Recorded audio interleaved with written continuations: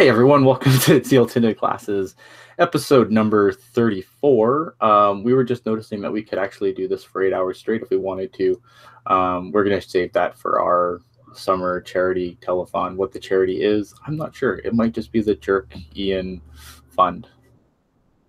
You never know. With that, I am joined tonight by Mr. Hockey Jerk. Hockey Jerk, how are you, sir? Well, I was going to come up with something really witty to say, but then I got distracted by the audio from the YouTube version of this playing in my headset, so it freaked me out a little bit. I think you can tell when that happens to me too, because I think I always freeze and there's this awkward dead air pause at the second I'm like, hey, welcome, blah blah blah blah blah, and then it's like me scrambling to turn the feed off in my headset, and then I come back and I talk like normal. And now smoke and mirrors. He's behind the camera there, guys. A little behind the camera for you. Little inside scoop. Inside the podcaster studio or something. I don't know. So we are here tonight. The trade deadline is getting ever closer, and Kevin's not even here because I have this all primed for him. And what? Thanks, Kevin. We have a trade to announce, but I'm not going to do it because I can't do it like Kevin does, and I don't have it. Do you have a sound of it? We need to do this. We need to figure this out.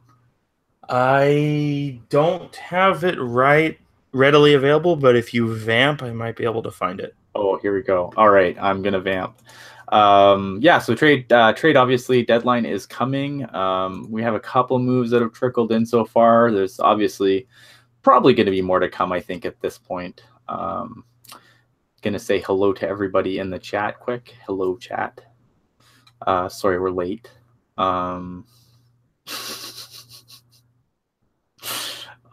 Vince G, you're my favorite. We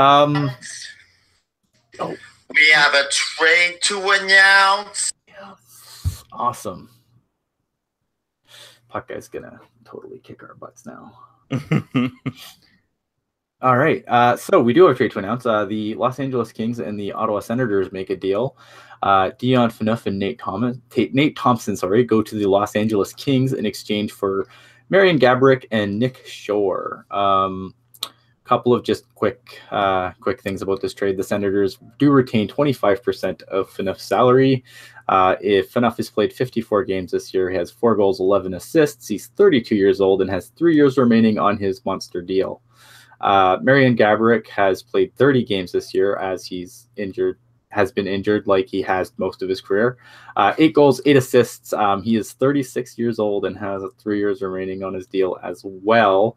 But both did score goals for their new teams in their first night. So I guess that's a positive thing when you're not looking at the long game, right? Yeah, I think so. I mean, especially for LA, it's very obvious that with this trade, they're living in the moment. They pick up a defenseman that, in my estimate, desperately need moving forward towards the end of the regular season. And yeah, they are taking on a little bit more salary cap, which is kind of scary if you're an LA Kings fan, considering it seems like that's all the LA Kings have done is take on salary cap. But I actually think that this was the right move for them. Now, not saying that there's necessarily a loser in this trade. I think both teams got what they were looking for, and I think both teams should be happy. But I do give the microscopic edge to the LA Kings just because they do get a guy they can use for a playoff run while, Ottawa is picking up a 36-year-old goal scorer for a bottom of the standings free for all. So yeah, I don't like this. I really don't like this deal for Ottawa because there's just so many different ways that this can go, right? And if I'm, Peter Dorian, we said last week, just got extended for 3 years. This is the first thing he does after his extension. If I'm in Ottawa, I don't even know what I'm doing right now. If I'm a Senators fan, I'm not happy. And here's the reasons why. I look at this, and this is why I think LA won this trade, because I still think that if you look beyond the cap hit, Dion Phaneuf isn't terrible. Is he worth that money? No. But hey, Ottawa's going to continue paying 25% of his salary, which is right there a strike against Ottawa because the LA Kings didn't retain anything on Marian Gaborik. if the, I don't know what the long game is for Ottawa with Marian Gaborik. Do they keep him? Do they buy him out? To me, this seems like a guy that they would buy out. But even if you buy him out with the money you retained on Phaneuf, how much are you really saving? Yeah, and it's like, and when you consider too, Ottawa does retain that 25%. If you are the Senators, you go from a cap saving of like 2.15 million, and then you factor in how much they retained. It's a very small number that they saved. I want to say under $1 million if my quick math is correct, but yeah, I don't know what Ottawa is doing. I mean, I don't think they got totally hosed here, but at the same time, you have a hard time convincing me that Ottawa couldn't go to a different team in the Western Conference and say, hey, we have this defenseman, we'll retain 25%, give us a draft pick. Right. And that's what I think too. Like, it doesn't make sense for me from Ottawa's perspective. Like for LA, I get it. LA, I don't think they were ever happy with their decor this year. Their decors, I mean, they had, I think, the start of the season with some positive showings with some of their younger guys, but I mean, it's really getting thin. And if you want to keep Drew Doughty around, who's coming up soon, and has already said like he's not, if LA doesn't look like they're going to be a contender, then he's going to test the market. So does Dion Phaneuf make them a contender? I don't know, but it makes them better defensively a little bit, at least, than they were before. Yeah, and I think, like you said, those young defensemen that LA has, guys like Ledoux and McDermott and like that, they gave it their best, but I really think that they never fully recovered from losing McNabb to the Golden Knights, which I think with the benefit of hindsight, LA would have done more to hold on to him. Right. But yeah, I also look at this, you mentioned Drew Doughty going to free agency. I mean, how about Erik Karlsson? I have to think this move, in a way kind of helps Ottawa move some funding around so that they can be prepared to throw everything at Erik Karlsson in 18 months. Well, they have to. I mean, and I think that's why I think Gaborik's not a long-term thing. I think that they wanted to get out from under Phaneuf's contract, and Gaborik's will be a little bit cheaper to buy out.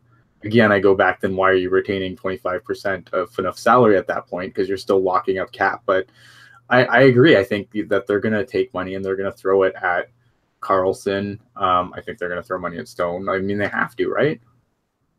Yeah, well, and, especially when those are your two best players, obviously. I mean, I said it on the last pod, I don't think Ottawa is, in as tough of a spot as, the eye test may tell you. I mean, obviously, Erik Karlsson's still a stud. They probably could use another defenseman, but, like, with that forward depth you have, you should be trying to keep it together, especially, Mark Stone and, Mike Hoffman, who, if we're having this conversation maybe 5-6 years ago, they're not viewed as being impact players for the Senators. And for sure, now here we are, they are driving the bus. And, Vince says they gave up a ton for Duchesne. They did. But I think that was a gamble to see if Duchesne could be the player that he was, 2-3 years ago, where he's, scoring 50, 60 points. And I mean, there's no reason to believe that he can't be, considering how he's played, especially with Mike Hoffman the last 2 months. But the return on investment is not looking good so far. And that's another deal too, where they, again, like, I just feel like Ottawa too much playing the short game, not enough playing the long game. I think the Duchesne trade was to try and save this season. Mm-hmm. And obviously that didn't work out, and things, continued to kind of go downhill. And now, Duchesne has come around, but I mean, I think there's still something left there. I don't think Duchesne just suddenly became this terrible player, but yeah, I mean, that was another short move. And if I'm a Senators fan, man, this has got to be frustrating times, because you have a GM that seems to consistently want to play the short game with no real, like I look at Ottawa and I don't see what the future is. I don't know what this team even looks like in 2 years' time even. Well, and whereas, like, some teams you have that, you can look at a team like, Anaheim, and you can kind of, just an example, and I can say, okay, well, this guy and this guy and this guy is probably going to be up, and they'll probably move on from these players. With Ottawa, I have no idea. Well, and something else to consider, but what does it say about the organization when Kyle Turris signs a 6-year extension literally on the plane to Nashville? Mm-hmm. Like it was obvious one side was not keen on keeping a relationship going with the other side in that situation, and I think that kind of shows that question that you were talking about. I mean, if you're a guy like Kyle Turris, who I don't think gets talked about as much as he should, do you really want to sign on for 6 years knowing that it's going to be the same lackluster attempts to keep your team relevant? And I think Erik Karlsson and Mark Stone might start to feel the same way in a year. I mean, like I said, they have a lot of really... Imagine a Senators team without Erik Karlsson. Right, and I mean, it's... like I said, I mean, this Senators team should not be where they're at. But then you look at contracts they've given out, I mean, Zach Smith, not sure what's going on there. He had a good year, and, holding on to both Craig Anderson and Mike Condon, who were just average goalies, and giving them extensions. And then you have, Bobby Ryan, who's gone off a cliff, and you have, Jean-Gabriel Pageau, who hasn't moved forward like they wanted. I mean, there's just a lot of things going wrong for Ottawa at the same time. Yeah, and I agree. Only having like one real good defenseman also doesn't help your team. Aw, be nice to Cody Ceci. He's like Cody Ceci is like the new Chris Russell, where like Senators fans are in love with him, but everybody else does not understand why he's in the league. Right. No, I know. I mean, they at least they have like some. I mean, they've got Thomas Chabot. Right. And I mean, so it's not like completely bleak, but it's not like I really like Thomas Chabot, but it's not like suddenly Erik Karlsson goes and it's okay because we have Thomas Chabot. Like, that's just not a thing. Maybe Ottawa and LA will sign the other team's franchise defenseman to a deal, and they'll just make a swap. Oh man. I don't even know what to make of this team. So obviously, the trade, that was the big pieces. Obviously, is Gabrick Phaneuf. The throw-ins, you got Nate Thompson, who's a 33-year-old center, 43 games, 4 goals, 7 assists, bottom 6 guy. He has 1 year remaining on his deal, and then he is a unrestricted free agent. Nate Thompson is no stranger to the Pacific Division. Spent a ton of time on Anaheim. Going to the Ottawa Senators way, you get Nick Shore, 25-year-old center, 50 games, 4 goals, 11 assists. He's a pending RFA. So, I mean, just a young guy running out of, I think this is his last RFA year. So it'll be interesting to see what he gets out of that. But yeah, I mean, it's not, they're throw-ins, but again, like, I look at this. I mean, this is like, I think, the saving grace. So not that I think that Nick Shore is going to explode and be some 40 goal scorer or something, but I mean, I would rather have the just you wait. That's with the way our season's going, maybe. But I mean, like, he's going to come in like he's finishing up his entry level contract. It looks like, based on what he has, or not his entry level, but he's still making like less than $1 million. So I don't think he's going to make significantly more for what his production is. So I don't mind that for Ottawa, 25-year-old bottom 6 guy. I mean, not that you can't get those in abundance, but I don't know. I guess when you look at the throw-ins, I like maybe for Ottawa a little better, but it just, I just can't get on the Ottawa train for this trade. Can't do it.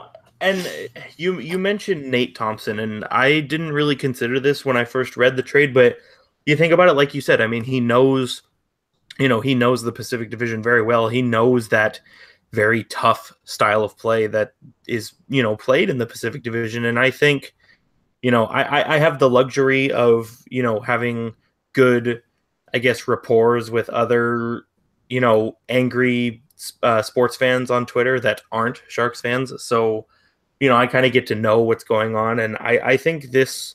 I think Thompson is as big a part of this deal as Phaneuf is. I mean, Torrey Mitchell. Torrey Mitchell's obviously not cutting it as their fourth line center, and Adrian Kempe's bounced back and forth between the center and the wing this year. I think he belongs on the wing, and I'm hoping that hoping probably isn't the right word, but I'm expecting with Thompson coming in that Kempe will eventually move over to the wing and help them have that extra scoring punch that I still think they're looking for. Yeah, we had a little Sharks chatter in the Sharks for the offseason. I'm gonna push till later, but I it's in my brain and I won't forget it because I think it'll come into play for something that we'll talk about later. So hang in there with me, chat. A few extensions happening. You're now listening to Ottawa Tinted Glasses. Ottawa Tinted Glasses. A few extensions happening. I mean, we try to pride ourselves on being somewhat intelligent on other topics other than the Sharks. I think that's what differentiates us. Well, not say differentiates us, because I think there's a lot of smart people out there, and I don't want to start coming out there and throwing bombs and throwing massive bombs at other podcasts. That's not what I'm trying to do. I just think that's what gets us our nice little niche following that we have. I would agree. Yeah. So anyway, extensions. The Flames extend Michael Backlund for 6 years for $5.35 million AAV. I'm not really surprised by this extension. I think he's having a little bit of a down year. I'm not sure. Is he having a down year? I feel like he is. He is. He's on pace for 48 points in 82 games, which is about 5 points below what he scored last year. But, that's still encouraging when you look at his previous 3 years. And I think if he can continue on this same trajectory that he's been on the last 3 years, I think this is going to be a good signing for the Flames. I mean, the Flames have obviously struggled with center depth. I mean, John Monahan is nice, but you've got Sam Bennett, who Kevin has reiterated multiple times he should be on the wing, and I think they're finally smartening up to that. And they took a chance on Curtis Lazar, who I feel also is better suited for playing on the wing. And I think with Backlund, I think they got a good one, and it was good that they were able to extend him now, because I could definitely see a lot of teams being interested in a guy like him. I believe he's a UFA next summer. So you get that kind of guy locked up, and it really goes a long way to helping your team. And I mean, Calgary is still right in the thick of things too. So they're just as in it as the Sharks are. Right. Yeah. I like this move for them. I think even with the down year, I think it's still a good investment. I think this guy's still a productive guy. He's an important part of the offense in Calgary. I think he gets, obviously, maybe he doesn't get all the love that he should get, considering when you have, guys like, the aforementioned Sean Monahan, you have Johnny Gaudreau. So it's easy to get kind of lost in the shuffle there a little bit. And I think sometimes Backlund does get lost in the shuffle there, because he's not because, obviously, when people think Calgary, they think Johnny Gaudreau, they think Sean Monahan, and they should think Michael Backlund, but, and also Matthew Tkachuk. So I think that, I don't know. I like this deal for him. I think he's obviously an important part of that machine, and I think that is a good, to lock him up long term like that. It's probably the smartest thing they could do. I agree, and it helps too when you're in the Selke Trophy conversation. I mean, I wouldn't say he's top three, but he's definitely in that conversation, and rightfully so. And the Flames were smart to do this now, because let's say next year he just explodes and has 70 points, then they're going to have to pay him a whole lot more. Yeah, that's the other thing too, is just getting the deal in. Well, down year, that's the time to extend people, man, because you don't want them coming off a career year, because then you're going to pay for that, even though are you going to get that career year again? You don't know. And that even goes back to what we talked about earlier. Marian Gaborik rattles off 14 goals in the Kings playoff run to their second Stanley Cup, and then gets the 7-year extension, which, I mean, the dollar amount is fine, but those 7 years at at the time 32 years old, that's rough. And I mean, now we're seeing that, he gets traded, and like you said, it's very realistic that the Ottawa will buy him out either this year or next year. Yeah, absolutely. The Capitals extend Lars Eller for 5 years, 3.5 million AAV. Lars Eller is a guy that I've kind of always had a soft spot for. I think he's a guy that I don't think ever reached the potential that people thought that he should have reached, but he's still a serviceable guy. And for 3.5 million, I can't complain at that deal at all. And and I mean, 13th overall in 2007. I mean, obviously you're expecting more, but even then, he's consistently scored around 30 points a season, and he's actually, as it stands right now, he's on pace to just obliterate his career pace and his career highs. So I think that's why the extension came through. And, a team like Washington, who we know how many guys they lost this past summer. So I think getting a guy like Lars Eller, who maybe he's starting to kind of graduate into that sort of top 6 scorer role that, the Blues were expecting when they drafted him. I think it was same thing with Backlund, a smart time to get him re-signed. And, now you have some long-term security that's also cheap. And 3.5 million. I mean, if it doesn't work out, year 4 or 5, you move it and $3.5 million is going to be difficult to move in 4 or 5 years. With the way players are getting paid now, I mean, that's going to be chump change, which is scary and makes me depressed as a human being who does not make 3.5 million a year. Well, and lest we forget too, the salary cap has been going up every year for the last, 12 years. Yeah, players are sick of escrow though, so I'm kind of curious to see how that. I don't know. It's going to be interesting because it seems like the players took a tiny escrow escalator this year. I wonder after they lost. I think they got paid this year for 2 years ago of escrow, and they lost almost all of it. So I don't know how eager the PA is going to be to keep pushing the cap up with the escrow the way they are, because they think they're losing it. They've consistently lost their money in escrow in the past 2 years. Jim Benning, the general manager of the Vancouver Canucks, who we always talked bad about until he had a moment of brilliance last offseason, but he at the end of last year in the offseason, he made a couple of moves where we're like, whoa, Jim Benning did that? What is this? But otherwise, I don't think an amazing track record. Gets a 3-year extension in Vancouver. Where are you on this? Because I'm not a huge Jim Benning guy. Well, see, when Jim Benning first came in to the Vancouver Canucks, I was actually really impressed with him. Now, this is also influenced, if you recall, to the summer of 2014, a lot of Sharks fans were very upset that the organization was saying that there were a lot of problems that needed to be fixed and then proceeded to not fix them. So seeing a guy like Jim Benning come in to Vancouver and trade Ryan Kessler for a pretty solid package on his first day, as a Sharks fan, I was kind of bitter because I was jealous of his proactiveness in trying to get the Canucks back on track. And I mean, that following season, they made the playoffs, albeit losing in the first round, but they still made the playoffs. And so I think with Jim Benning, he peaked high. I mean, he got a first round draft pick, which unfortunately ended up being Jared McCann, who's not there anymore. And, got Nick Bonino, who, as we know, is not there anymore. And also got Lucas Spiza, who is not there anymore. So really no way to know for sure if I would have felt the same way about that trade with what I know now. But I don't know. He's definitely made some curious decisions. I mean, obviously the Nick Bonino trade blew up in his face when you consider Nick Bonino went on to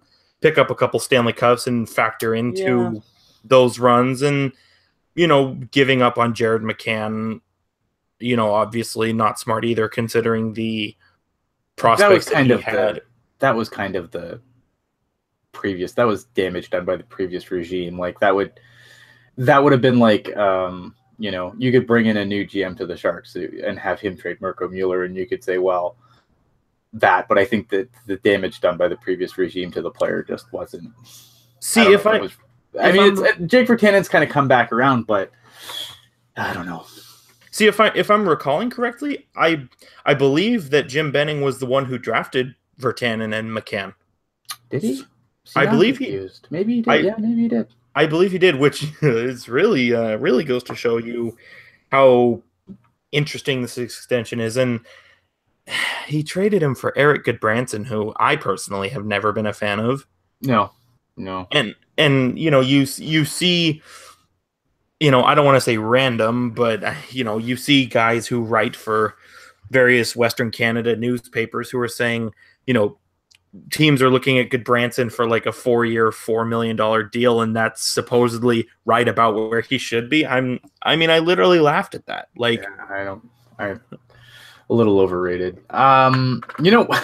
Here's the thing that like I do give Jim Benning some credit. I thought like his deal that got him Jonathan Dahlen was brilliant. Yep, agreed. And I think you kind of want somebody that's familiar with the team, because obviously, look, the Sedins are unrestricted free agents this year, and someone's got to navigate the team either for life after the Sedins, which is, you can't replace. You can replace those players because they're not what they used to be, but that's from a marketing perspective. I mean, that's a tough pill for, to watch your hero kind of go into the sunset. If you're a Vancouver Canuck fan, I'm sure I'm sure the majority of them think fondly of the Sedins, and, probably would have a hard time picturing the team without them. Much like Sharks fans before this summer, couldn't picture Patrick Marleau in another sweater. And I think you need, you need a guy that's gonna be able to guide them past that. Is that guy Jim Benning? I don't know. Well, and how he's been in control of the Canucks since 2014, and they've been kind of mediocre.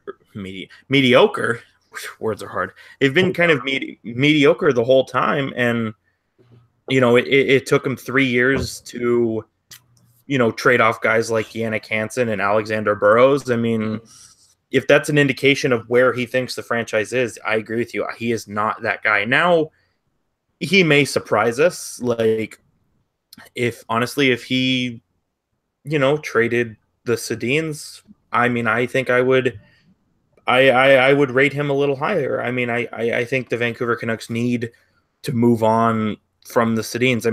You already have guys like Besser and Horvat, and again, another guy who I don't think is talked about enough, Sven Berchi, who have taken ownership of the team. The Sedins are scoring at a decent pace now, but both of them started out the season really slow. They're not on the top line anymore. The torch has clearly been passed. Yes. And I don't think there's any dispute there. So I think the question to me is, if Jim Benning brings them back, what's the price? Because I think you look at, we just paid Joe Thornton $8 million this year. You say what's the price? I say what's the point? Well, if you want to keep them, if they want to come back and they're accepting that they're going to continue, that they're going to play down the lineup. I think there's still guys that you would still want to have in the locker room if they are accepting, as they appear to be, of their new role. I don't know. Are they really blocking anybody still, or you know what I mean? Like, I don't think they're blocking anybody. I don't think they're blocking anybody, but I just think that, I just think that the conversation about what's hot in Vancouver, I think it needs to be changed. Like, I don't think that the Canucks are going to be successful until the Sedins are gone, which sucks, because the Sedins, the Sedins have been good players their whole careers. Let's not, let's not pretend that that's not the case. And you hate to see them, almost accept mediocrity. Like they're in the same realm as a Patrick Marleau and a Joe Thornton. Granted, Sharks have been more successful, but the devotion to one franchise. Have they been? The Sedins? No, have the Sharks been more successful? Well, they're both the same. They both have a cup loss to their record, and I would say in terms of regular season play, sure, but it's this loyalty to one franchise that is ultimately hurting their chances to, win a Stanley Cup. I mean, like I said, and I got a lot of heat for it on Twitter, but I said, like, if the Sedins, in some weird magical world, like if both the Sedins came to the Sharks, like, watch out, Mm-hmm. because the Sedins, you could put the anthem singer with the Sedins, and that line is gonna, do some damage. Well, that's what they thought when they signed Louis Eriksson too. Well, right.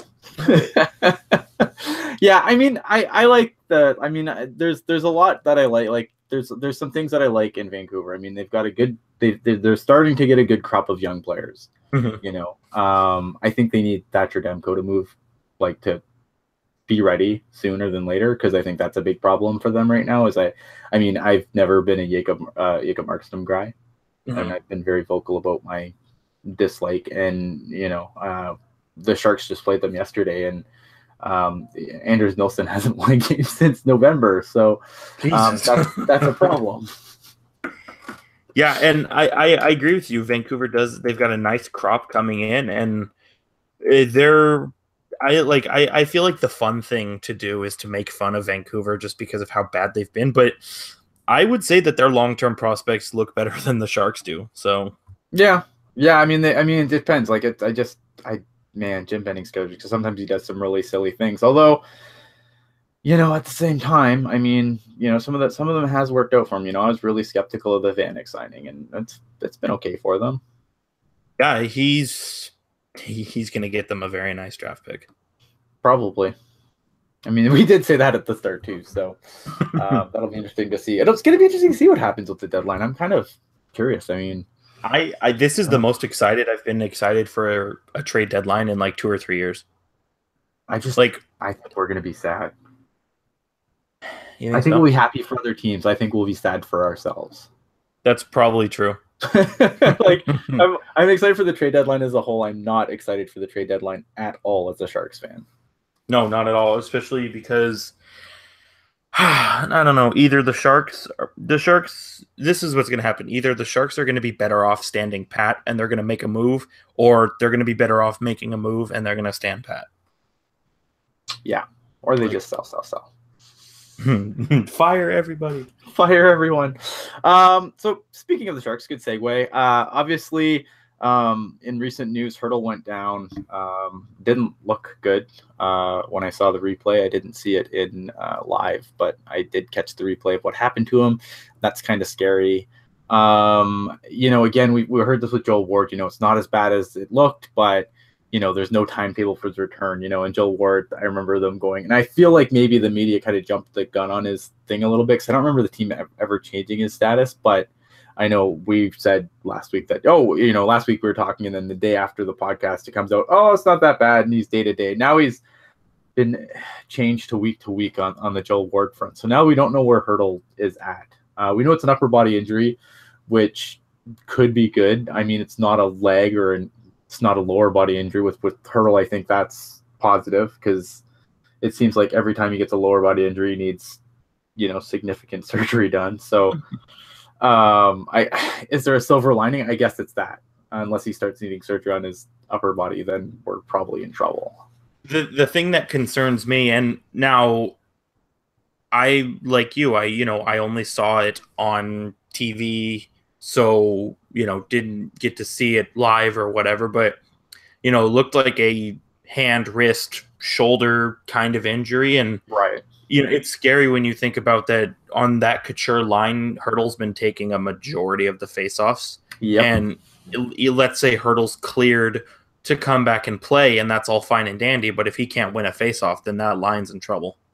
Big trouble. Yeah. No, that's a great point that you bring up. I mean, obviously, look, I mean, Hurdle has been really good this year. Like, he's really shown a lot this year. And it's really frustrating that he keeps getting hurt. And, and Sleepy Mofo saying power play is affected. Absolutely, power play's been affected. It's hard. I mean, it's just, I don't know what they do. So, burns to forward was a thing, and then it wasn't. What was your take on the Burns to forward experiment? I guess DeMello got hurt.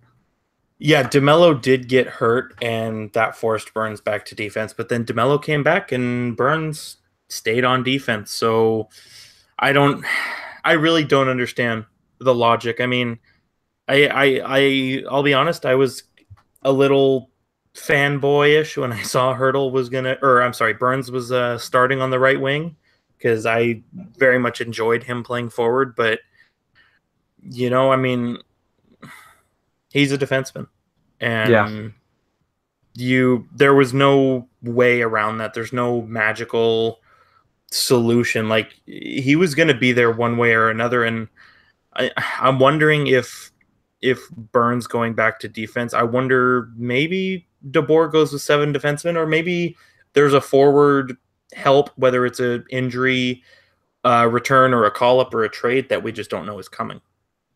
It was interesting that Tim Heed drew into the lineup for that game, and then he kind of was he was the guy that kind of got shifted down the lineup again. Once DeMello was healthy, came back in. Burns went down to forward. It seemed like Tim Heed. I mean, look, they won, so I don't want to get too critical of this, but it's kind of, I don't know. To me, it seemed like leave him there. If DeMello's back, leave him at forward. I don't know. I mean, I would like to see. So depleted that I'd like to see this experiment last a little bit longer. I understand people's apprehension, and there was once upon a time where I would be the first guy screaming into this microphone about, Burns to forward shouldn't be a thing. Shut up. He's a defenseman. He makes $8 million. Like, okay, well, he was coming off a Norris win, so obviously that was more my point then. Whereas, like, he did not score enough goals to be an $8 million forward. Well, his defense has been a little suspect this year. Maybe he's not an $8 million defenseman this year either. See, I like my whole thing. Like Brent Burns, he's even on the back end. He's a monster when it comes to forechecking and just his offense in general. And I like watching him do that on the right wing. I think he's one of the best at it in the league. But like you said, he's paid to be a defenseman, and he's won the Norris Trophy. So it's just something that we have to live with, whether we want to or not. I would like to see Tim Heed play forward, though. Yeah, I mean, there's another guy, right? I mean, similar situation. This is another converted forward, isn't it? Like was converted to defense from forward, if I recall correctly. Yeah, I don't know for certain, but I wouldn't be surprised. Yeah, I mean, I would like to see it play out a little bit longer, just to see what happens, because I think you have Heed on the back end who can still, he does a lot of things that Brent Burns does, but like with how abhorrent Brent Burns has been on the blue line, like I don't really see this huge damage. Like he has to backtrack a little less. I don't know if that's a bad thing. Yeah, and he's played this year, like. This whole segment of the show is going to be a moot point if on Sunday when the projected lines comes out if Burns is back at right wing. Right. Which, I mean, like I said, it doesn't appear that Hurdle or Ward is going to be healthy in the next 2 days, so maybe that's a thing. Could be. I'd be curious to see what they do, because I think they're a little thin up front. And Burns, I don't know, man. I just feel like with how bad, like, I feel that the problem with this team is that either they don't want to acknowledge it publicly, or they're just ignorant to the fact of how bad Burns has been on defense this year. And don't get me wrong, you don't win a Norris Trophy because of your defensive play. Let's keep that in mind here. But yeah. I mean, the guy hasn't been, he's definitely, like, he's put up the points. I mean, halfway through the season, I mean, we were ready to, first quarter of the season, we were ready to fire him out of a cannon because it wasn't, he was just bad on defense and bad on defense and not scoring any points either to make up for his bad. But I mean, he's just so far, and I hate plus minus, man, but that plus minus is abhorrent. Like, I think sometimes, like, plus minus, it's not a great stat, but man, it's like, I think if you use it, it's a stat that needs context. And I think in the context that it's in, yeah. Vince G putting way too much out there. Burns for Draisaitl. Oh, you know, I mean, there was an article about how, you know, how moving Draisaitl could get, you know, someone closer to a cup. I think it would get Draisaitl closer to a cup, but that's just me. I mean, I would not be opposed to that, but then that creates another debate. Is Draisaitl a right winger or is he a center? I don't think you trade him though. Like one season, Oh, the no, season no. goes down. Like I can't even believe this is like, oh, you should trade Draisaitl and get like, oh, what a mess that team is. I could do a whole show on Edmonton, which is we're not going to do tonight. And so I mean, okay, so I mean, obviously the trade deadline's approaching, which we've talked about trades tonight, and the Sharks are obviously at a significant crossroads. I think as a franchise in general, but even for the season, when you look at the body count right now, I mean, you're missing two of your better players, arguably maybe your best still. For, you know, obviously, you know, like this team is a Couture injury away from oblivion. Oh, absolutely. And that's the scary thing, because Couture keeps like giving us scares, and you're just like, oh god, no, not this now. Like we've endured enough. What do you do? Like for me, like I'm just like a more conservative. I'm not a, you know, for a guy who gets angry that the Sharks don't swim for the fences. I think if I manage the team, I'm gonna approach this trade deadline really conservatively. I ain't doing much. I might flip a guy, you know, I might flip a couple guys. I might get rid of a Yannick Hansen for a bag of pucks. I might get rid of Joe Ward for a bag of pucks. I mean, it's hard because the farm is so depleted. Yeah, I mean, you can flip guys, but you know, who's going to play in their spots? Yeah, exactly. And I mean, I think the Sharks have, you know, gotten good contributions from their young guys. I mean, Meyer, LeBanc, and Tierney, and, you know, Hurdle before he got hurt, were all on pace for career seasons. Yep. And I don't think that should be just forgotten, but the Sharks still desperately need, you know, an impact player up front. I mean, even with Patrick Marleau, they needed that kind of guy. And I'm hoping one of the young guys that the Sharks are on the team can be that guy. But if that guy's not available, don't trade for a guy and then hope that he becomes that guy. And I mean, Yannick Hansen, you know, Yannick Hansen is supposed to do all this stuff and he's not. You know, don't make that same mistake. Like, if, you know, don't trade for Rick Nash after he's on a 5-game goal streak and then he gets 0 goals in the last 21 games. Like, right. If it's not a for sure thing, don't do it. Basically, just stay with what you got, because even with the Sharks, you know, their injuries and their questionable play at time, I mean, they've comfortably held on to second in the division for a while. And I think that once they get healthy, I still think the Sharks will be in a good spot somehow after we had them not making the playoffs. This week is going to really tell. I think this next stretch of games is really going to show us what this team is. Oh, absolutely. This team's going to go through the Central, and if they can come out of it and still be in a playoff spot, I mean, they could come out of it and be, you know, ridiculously low in the standings after it. But I think if they can come out of this, it's just hard, because it's like, why do you want to add if you can't guarantee Thornton's going to be healthy? Why add?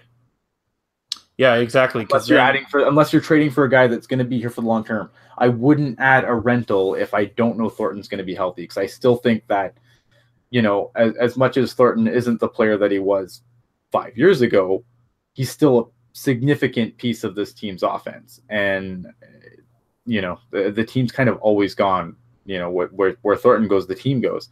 And if you can't guarantee he's going to be healthy, what are you buying for? Yeah, exactly. And then you're just giving up even more assets that just prolong the inevitable even further. You know, I mean, it's been said, you know, so many times, but, you know, the Sharks need to trade for a guy who works for now and works for the future. And go ahead. Sorry. I'm sorry to say, but Derek Brassard is not that player. See, for me, if I'm GM, I sell if I can on the deadline. And if I make it, I make it. If I don't, I mean, if you make it, you're playing with house money. You're not one of the strong. Like, yes, you're second in the Pacific, but you're like, what, seventh in the West? Like, you're not. This isn't a playoff powerhouse team. You get in the playoffs, you're playing with house money. Let the kids get experience, and then come summer is when I start swinging. Yeah, I agree. I agree with you. Like, why swing for the fences when you don't have any power to swing with? Right. Like I swing for the fences in the summer. If John Tavares is out there, I go after John Tavares. There's going to be some players out there. I'm scared that, like, what scares me is that July 1st is going to roll around, and then the Sharks are going to pick up like a JVR. See, I mean, JVR's not a bad player, but he's just when he's healthy. Yes, exactly. I think that's what they're going to do, though. I think they probably, I think a lot of teams are going to go after Tavares if he doesn't sign. I'm not sold he's leaving Long Island. Like, I know I've been on this boat for a long time, but I'm not sold he's leaving New York as much as a lot of people believe that he is. Oh, well, me neither. I mean, he said he wanted a new arena, and they're getting a new arena. You have, the team's only bad because their goaltending has been bad. I mean, again, I don't want to completely rehash half of last show, but that's where they are. And I feel like, you look at some of the other guys out there, and I just think like JVR is like the Sharks pickup. Please no. And that's what I think they do. I think like you said, when healthy, JVR is a good player, but I view JVR as, similar to a Patrick Marleau or similar to a Rick Nash, where he'll score a goal 5 games in a row and then he goes 5 games without a goal. Just every score, though. Yeah, I mean, not everybody's Nikita Kucherov, right? But I just, but I mean, we both know how this market works. You're gonna want to go for the lower dollar, which is going to add more years. Yeah. Yeah, it's going to be curious. Like, I'm curious to see what they do, and obviously, do we see Joe Thornton again this year? Let alone, what they do with him in the offseason. It's going to be interesting to see what this team does. But I feel like, with the way that this franchise has operated, they've never really embraced, a rebuild. And I feel like that's going to be, the same. I feel like they're just going to, they're going to take the money that they have left over right now. They're going to take whatever Thornton doesn't take if they bring him back, and they're just going to throw money at the market, which gets less and less good every year because guys are getting signed long-term. So the exciting players that used to be available trade deadline day aren't there anymore because they're all signed long-term. Yeah. And that's the one thing where, like, the cap, I think, has really hurt the game a little bit, because I think, you've kind of killed these, like, trade deadline. Like, I'm excited for it as a hockey fan, but it's usually a letdown because usually, half the stuff you think might happen generally doesn't happen, and you get the bunch of, like, little tiny deals. And then, July 1st, it's like, whoa, where's, like, I mean, John Tavares is obviously the guy, and that's exciting, but, other than that, it's like, where's JVR gonna go? Like, I'm curious to see, because just talking about guys who are going to be free agents, I want to know which teams have interest in a guy like Josh Bailey. I mean, is he, I mean, I believe last I checked, he's top 3 or top 5 in the league in assists. But I mean, is that the Josh Bailey that's going to be the Josh Bailey for the next 5 to 7 years, or is it going to be the Josh Bailey who is still a good player but only averages maybe 40 points a season? Yeah, it's going to be. I mean, that's the thing. Like, I mean, that's basically July 1st now, as you roll the dice on guys that have career years and a contract year. Amazing. And then you don't know what you get after that. Sometimes you win, sometimes you lose, but it's kind of a big. It's a bigger crapshoot than the draft. And then, and that's the other thing too, is I'm curious to see, because the Sharks don't really have, I mean, they have a first, they don't have a second and third. Right. And I don't really see anyone in the system like that is gonna make the jump. Like, you know, I don't know how much backfilling they can do from the Barracuda still. Yeah, and I mean, the Sharks have plundered the Barracuda way too much this year. And I mean, Correct. you know, your farm team is supposed to feed the big club. That's not a secret. But at the same time, you know, if you don't have talent spread across your AHL team, then the talented guys who are still there are going to have a harder time getting traction. I mean, I'm amazed that Rudolph Balcers has done as well as he has, considering, you know, he's been playing on the top line with, I mean, you know, like Manny Wiederer and Emerson Clark. Like, yeah, I mean, not to say that those guys are bad, but there are no Danny O'Regan or Work Chartier. No, and I mean, Chartier is back, which is nice. And you know, we were talking about this offline. You know, Chartier's got to be a guy who just must be kicking himself. Like, not obviously, you can't control being injured, but with the way guys have been called up this year, you know, Chartier probably gets a look on that bottom center, fourth line center role, if he's not wearing sunglasses at the arena all year. Well, and that's what surprised me is I'm surprised he came back, because you consider in the last 10 months he's had 2 for sure and probably 3 concussions. Yeah. And, you know, wearing sunglasses indoors, but but even then, like, his return was not publicized at all. Like, no. I was literally getting updates for the game on my phone, and I'm like, wait, Chartier's playing? Like, this is news to me. This is news to me. But yeah, I agree. I mean, he's got to get a look, especially with all the guys that the Sharks have tried at fourth center this year. I mean, yeah, I'm really worried about what the organization thinks about O'Regan now after, you know, how he's played. I mean, I don't think they've totally soured on him like Carpenter, but it's not looking good. Yeah, I mean, I know that O'Regan certainly isn't a stats darling right now.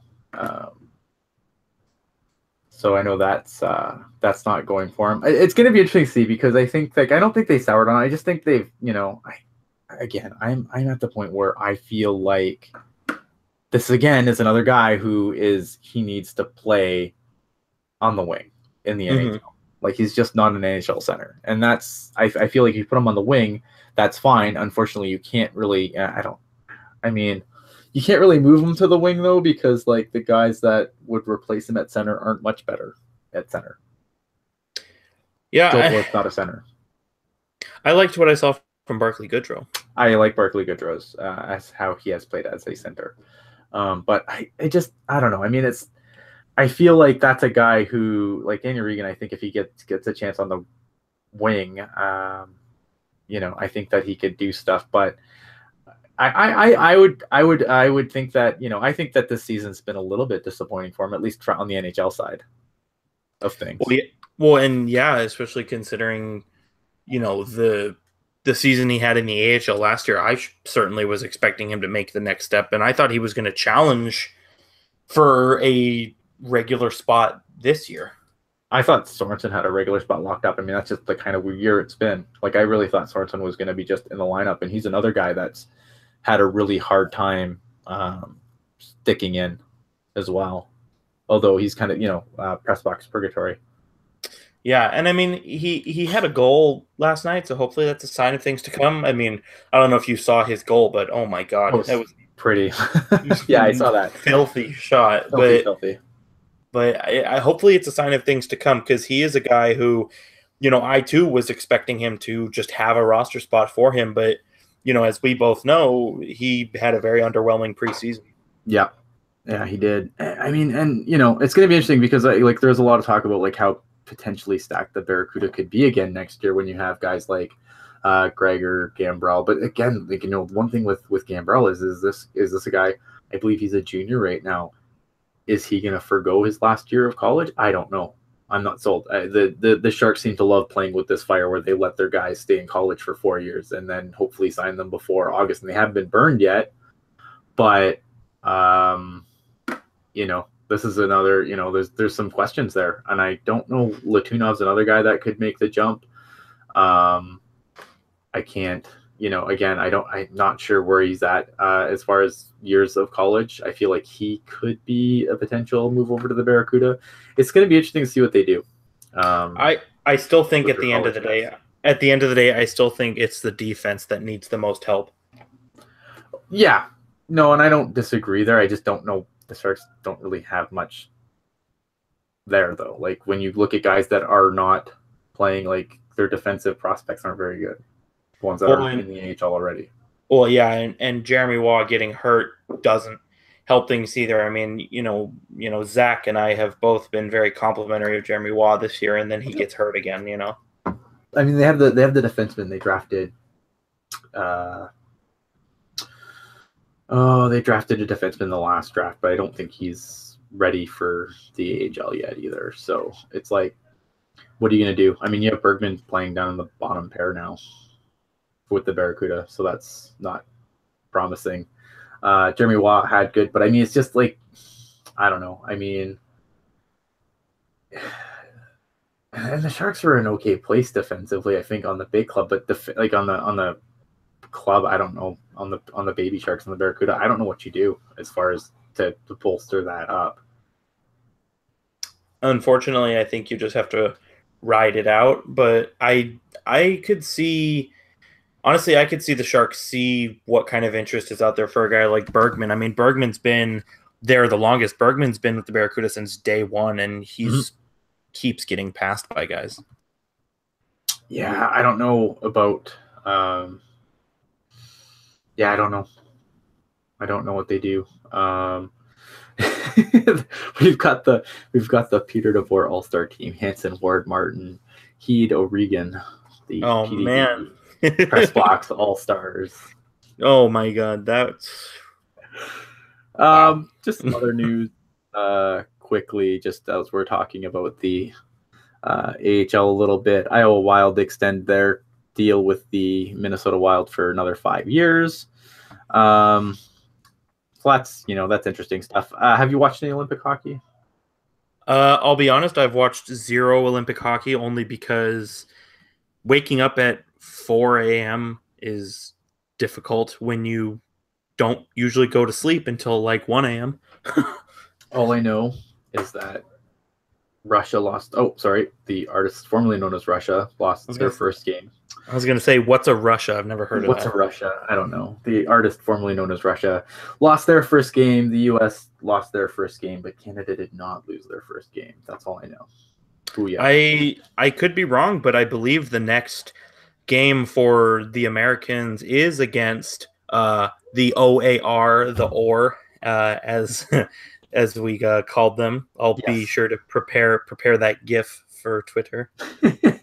I know that they've both come back in one game since, but it's definitely like it goes back to that whole, it's going to be interesting to see what happens, because I think that there's going to be some, interesting stories from this tournament. I wish it was on at a time where I would give a damn and watch it. But there's going to be some interesting storylines, a team that I kind of pointed at yesterday said maybe a dark horse is the Finns. And I thought the Finns, I did catch a little bit of the Finland game and they looked pretty good.